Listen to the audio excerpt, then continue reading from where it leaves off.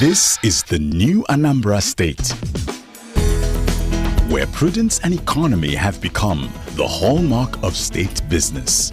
It's not business as usual. Despite its lean resources, the government in place is trying to make every penny count. The government is directing its people to see their resources in the number and quality of services and facilities provided. It's laying the foundation for all future development in all sectors to bring about the much-needed integrated development in education, health, social and economic infrastructure. The government wants this state of firsts to be the first again. Will you help it? Let's join hands to build the Anambra state of our dreams.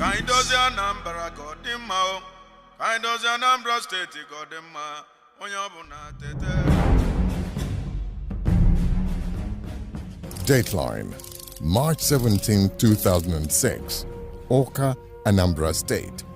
Peter Obi was sworn in as governor of the state. His vision for Anambra to develop all sectors simultaneously, summed up in the Anambra Integrated Development Strategy, ANIDS. It's one thing to have a vision, it's another thing to have a strategy for the delivery. ANIDS is a strategy for the delivery of our vision. It is a process that allows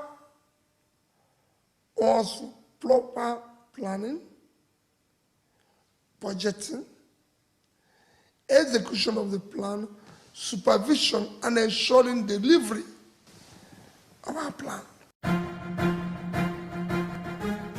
8 years later, has Governor Peter Obi's administration performed to par? Has he met his own expectations? Here are the facts, you draw the conclusions. Fact, an enabling environment for inflow of investments and new industries. Fact, he has constructed and rehabilitated over 900 kilometers of roads, giving Anambra perhaps the best rural network of roads in Nigeria. Fact, he has opened up communities with the construction of 28 bridges that have enhanced economic activity across the state.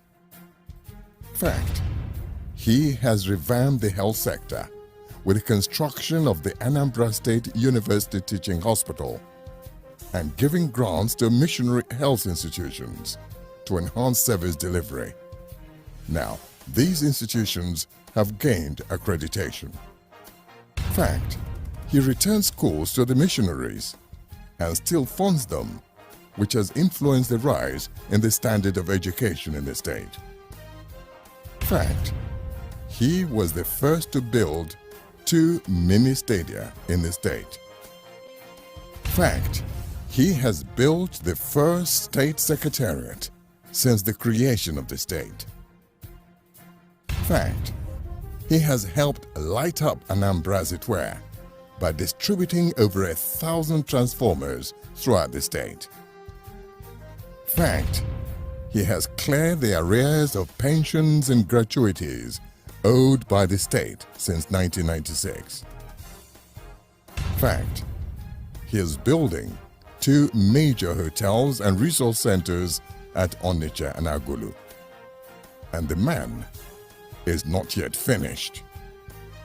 Let's see how he has tried to foster robust communication and ease economic activity among Anambarians by a system of road networks judged to be a regional best in Africa. Anambra State, one of the states south of the Sahara that is committed to achieving the Millennium Development Goals 1 to 8. This it is doing successfully. Don't have good farming equipment, so they use hoes and the rest to farm. After farming, although the land is very fertile, they will now suffer to use boats to go through the river to the urban centers like Utuocha and Onitsha to sell their farm products. Sometimes because they can't take their farm products back home, people tend to cheat them. They give them very low prices for their goods, and then at the end of the day, they come back home poor and empty again. You know, so but with this road, everybody is just praying for the government because they never thought it possible for it's not just that they built road, but the quality of the road.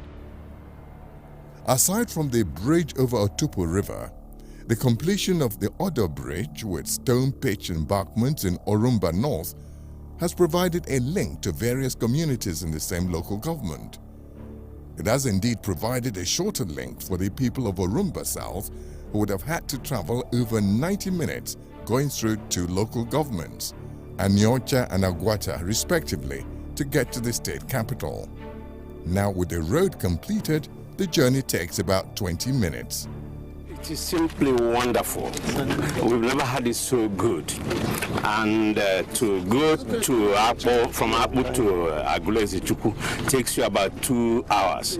But I believe after this road has been done, 15 minutes to Agulezi-Chukwu. The people of Okuna, Nukbaku, are also counting their gains, as the Obi administration has replaced the dangerous triple box culvert with the Bunabo Bridge across the Abibia-Okpuna River.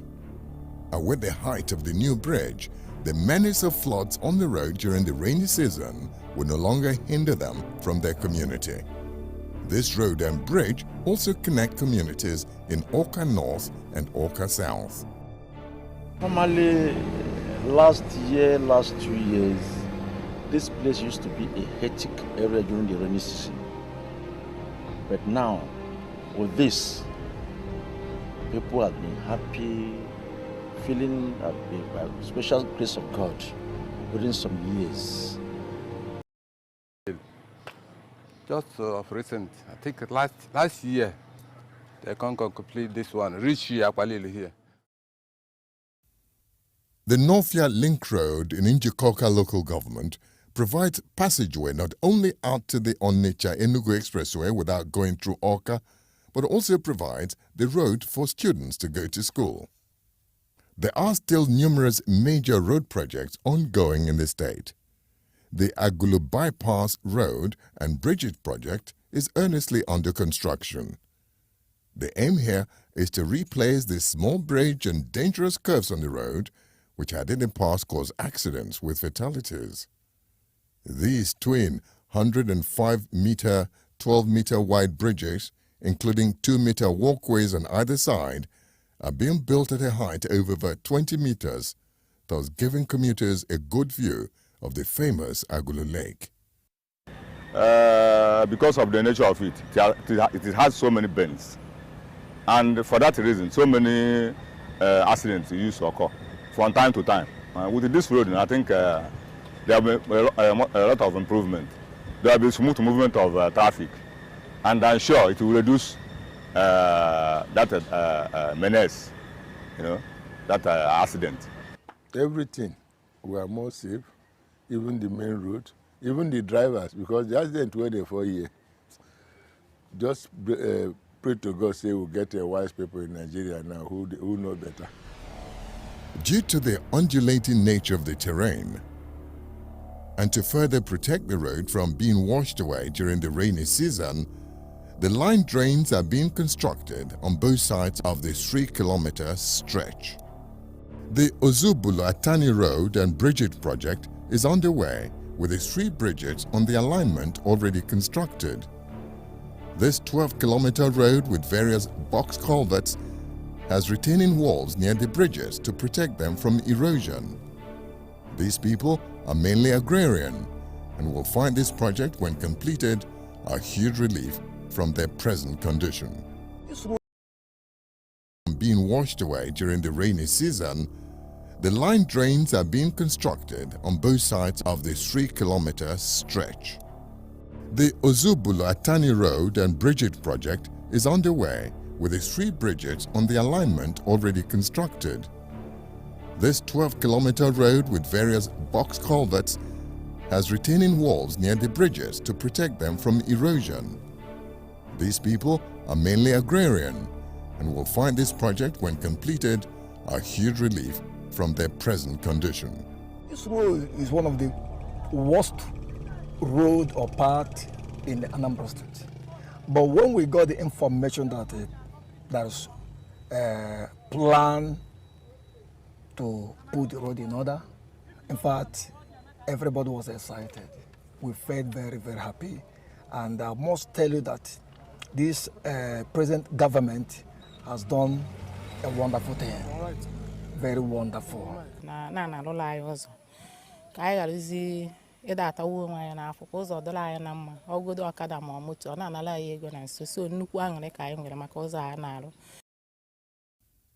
With the numerous road projects ongoing within the state, the Obi administration has taken measures to ensure quality and that the people get value for their money. Governor Obi has insisted that contractors handling their projects sign a maintenance bond of 5 years. This has ensured the good quality of roads seen in the state. If I the government, like this road, you will sign a bond with the government that you have to maintain this road. If it is a stone-based road, you have to maintain it for 7 years. But if it is a lateritic base road, you maintain it for 5 years. So the maintenance of this road will be done by the contractor for the next 5 years. So if you like, you cheat yourself. If you cheat yourself, you continue working on the road for the next 5 years. So if you do a good job, you go once and for all. They say health is wealth. How true. Upon by the state. In this wise, the Obi administration has converted the Anaku General Hospital into what is now the Anambra State University Teaching Hospital. This complex, located in the heart of the state capital, is the new pride of Anambra. With functional state-of-the-art facilities in the Accident and Emergency Center, Surgery, Pathology Center, Intensive Care, plus other integrated healthcare centers. These facilities are presently providing treatment to patients not only from Anambra but from the adjoining states like Kogi and Enugu, whose communities border Anambra State. Occasionally, foreign medical missions have come using the facilities in treating patients. The complex also serves the Anambra State University in its medical program. This place offers various forms of treatment for most orthopedic problems. We have 3 orthopedic surgeons. I'm one of them manning this place. So most of the orthopedic problems that would have taken most of our indigents out of the state or out of Nigeria are being managed in this setup. We also have other specialties in surgeries. We have 2 general surgeons. We have 3 urologists. We have 1 ear, nose, and throat surgeon. We have 5 gynecologists and obstetricians. We have a pediatric surgeon, 1 of them. We have we have 2 plastic surgeons. So you can see that if you, for example, if you use surgery to judge, you find out that almost all scopes of surgeries are covered in this hospital. In the Onitsha and Umuleri General Hospitals, the story is the same. The government has intervened with the provision of new facilities and equipment. There is now a dialysis center at the General Hospital, Onitsha. This is Northia Psychiatric Hospital, which now wears a new look with the building of new offices. Actually, Anambra State indigents. Our Lady of Lords, Ihiala, has been able to use the grant from the state government to build the Madonna Hostel for School of Midwifery, the Immaculate Heart Hostel for the School of Nursing, and the Hostel for the School of Medical and Laboratory Sciences, which is nearing completion. Just recently, 3 gigantic structures have been also erected in the same direction to provide hostel admission for the students of medical laboratory, students of nursing, students of midwifery.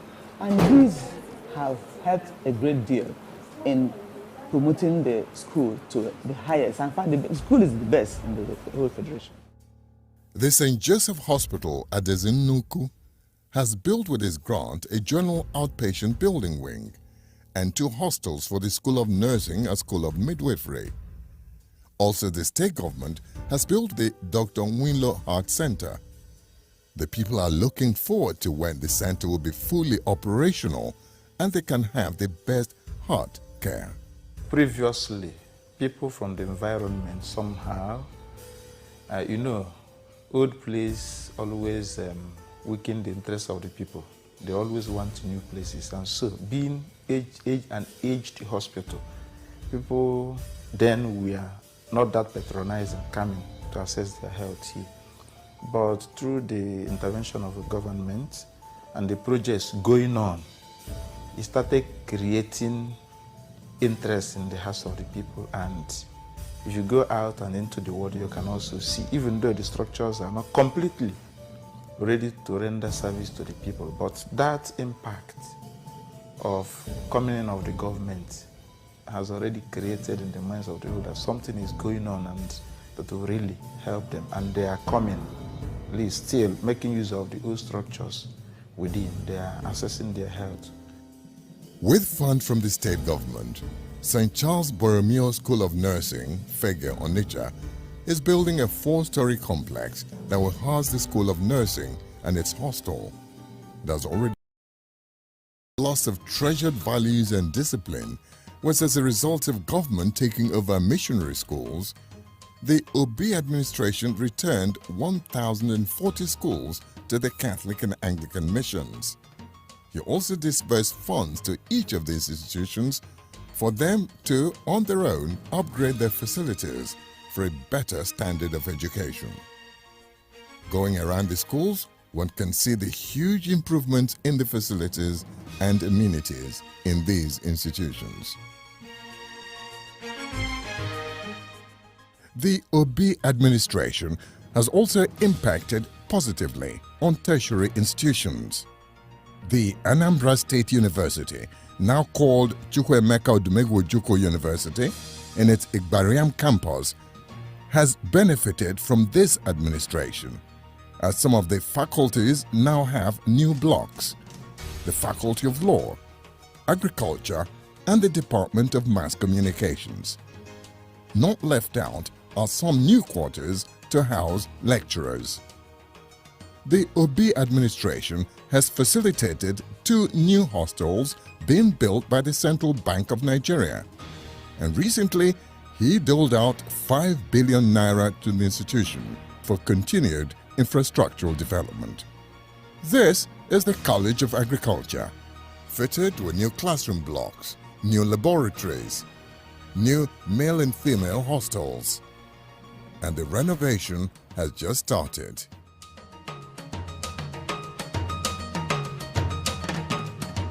From roads and bridges, integrated healthcare infrastructure, to qualitative education, these are in the reckoning of discerning observers, snippets of the vision of the man and his administration, implemented through the instrumentality of ANIDS. And the story continues. Let the facts speak for themselves.